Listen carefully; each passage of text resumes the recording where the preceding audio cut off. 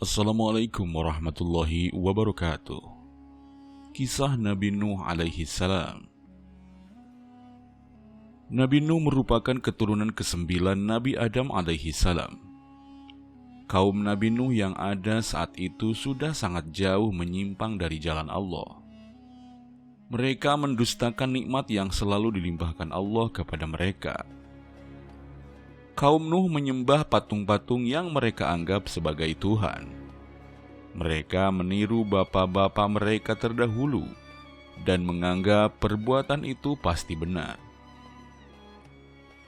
Setan lagi-lagi berhasil membuat kaum Nuh menjadi sangat jauh kesesatannya dalam ketaatan kepada Allah.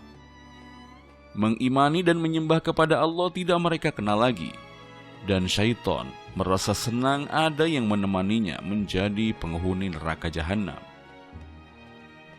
Nuh yang terbebas dari segala bentuk kesyirikan kaumnya, melepaskan diri dari penyembahan kepada patung-patung buatan tersebut. Allah kemudian mengangkat Nuh menjadi penerus risalah kenabian. Nabi Nuh alaihi salam kemudian mendapatkan beberapa petunjuk dari Allah agar membersihkan keimanan kaumnya untuk menyembah hanya kepada Allah semata. Pada masa itu, setiap manusia memiliki usia yang panjang. Nuh diangkat oleh Allah menjadi nabi dan rasul pada usia 480 tahun. Sepanjang usianya tersebut, Nabi Nuh alaihi salam berdakwah dan menyeru tiada kenal lelah. Tidak hanya kepada orang-orang di sekitarnya, tapi yang utama kepada anggota keluarganya sendiri. Istri Nabi Nuh alaihi salam dan seorang anaknya yang bernama Kan'an terpengaruh keadaan dan ikut-ikutan pula durhaka kepada Allah Subhanahu wa Ta'ala.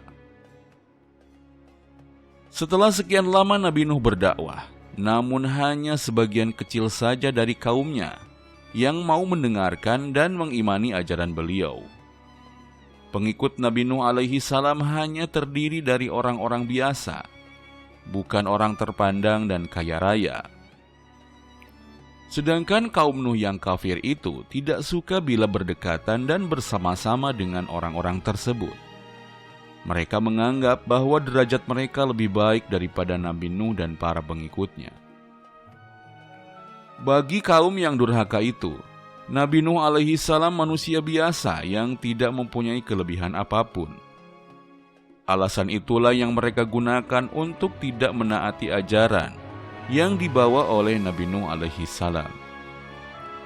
Pemimpin-pemimpin kaum kafir kemudian berkata akan dengan rela mengikuti Nabi Nuh alaihi salam dengan syarat pengikut-pengikutnya yang terdiri dari orang-orang hina ditinggalkan atau dibiarkan dan diusir. Tentu saja Nabi Nuh menolak hal tersebut.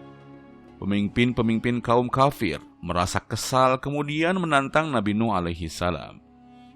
Bila memang kedurhakaan mereka kepada Allah akan mendatangkan azab yang besar, maka mereka meminta Nabi Nuh agar menyegerakan datangnya azab tersebut. Nabi Nuh kemudian mendapat petunjuk dari Allah yang memerintahkan agar membangun bahtera yang besar di puncak bukit. Bahtera tersebut kemudian dikerjakan bersama dengan para pengikutnya. Pembuatan bahtera tersebut ternyata memakan waktu yang sangat lama. Nabi Nuh alaihi salam diuji kesabarannya menghadapi kaumnya yang memandang pekerjaannya itu sebagai pekerjaan orang gila. Nabi Nuh alaihi salam kemudian berdoa kepada Allah. Beliau berdoa agar Allah jangan membiarkan seorang pun dari kaum dan pemimpin yang kafir itu tetap tinggal di muka bumi. Jika dibiarkan hidup, nantinya mereka akan menyebabkan banyak orang menjadi tersesat dan selalu berbuat maksiat. Dengan bimbingan Allah, Nabi Nuh dan pengikutnya telah merampungkan pembuatan bahtera tersebut. Ketika itu, umur Nabi Nuh alaihi salam telah menginjak usia 600 tahun. Allah kemudian memerintahkan Nabi Nuh alaihi salam agar bersiap-siap.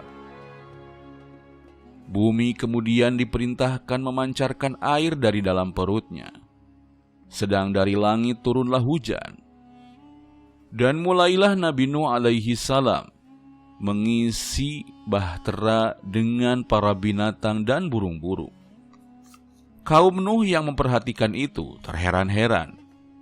Berbagai macam jenis hewan mendatangi bahtera Nabi Nuh alaihi salam, dan semua binatang tersebut masuk dengan berpasangan.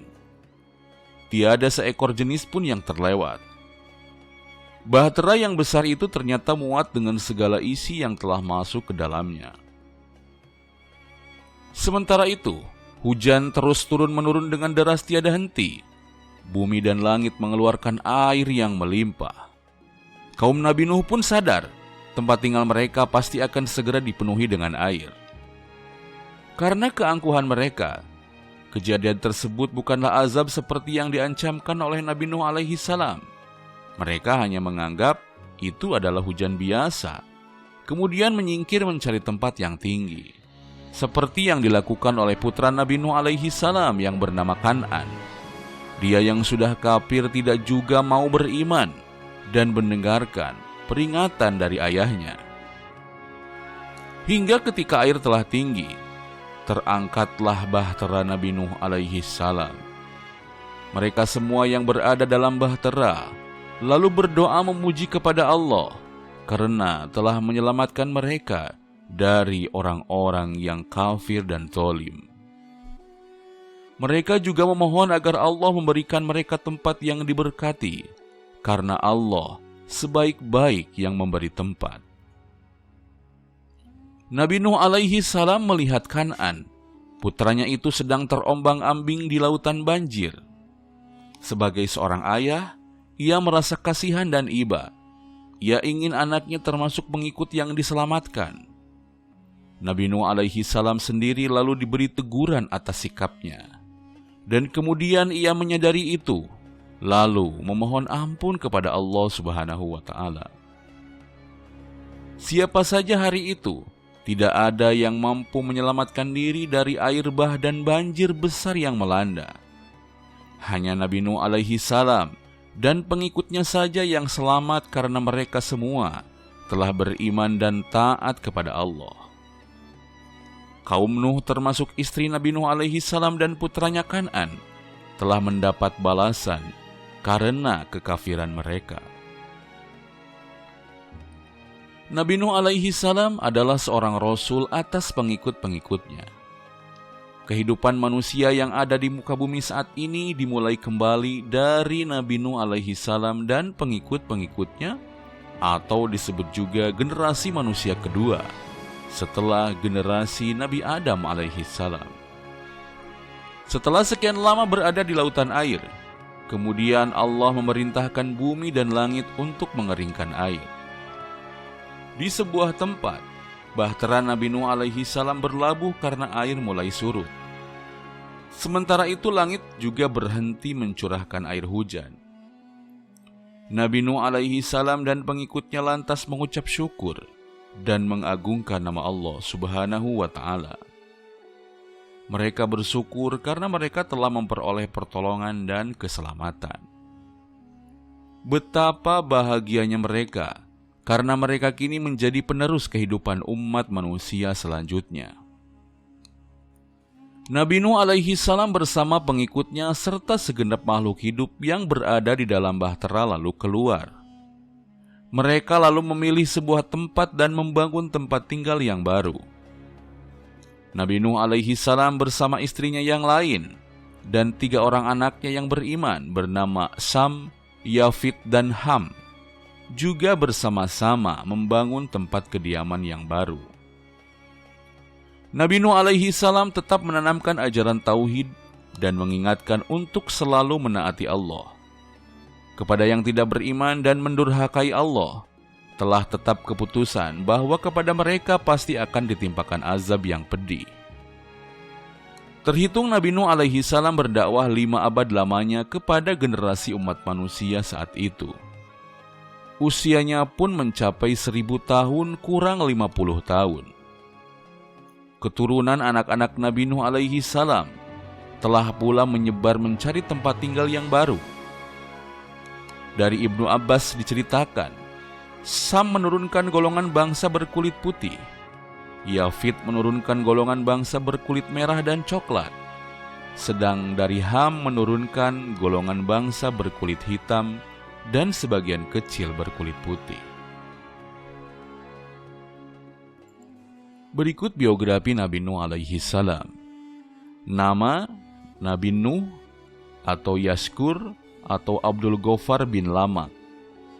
Garis keturunannya: Adam alaihi salam, Sits, Anusi, Kinan, Mihlail, Yarid, Idris alaihi salam, Matushalih, Lamak, dan Nuh alaihi salam. Usianya sekitar 950 tahun. Periode sejarahnya adalah tahun 3993 sampai 3043 sebelum Masehi. Tempat diutusnya di selatan Irak. Jumlah keturunannya ada 4. Sam, Ham, Yafid, dan Kan'an. Tempat wafatnya di Mekah. Sebutan kaumnya adalah kaum Nuh.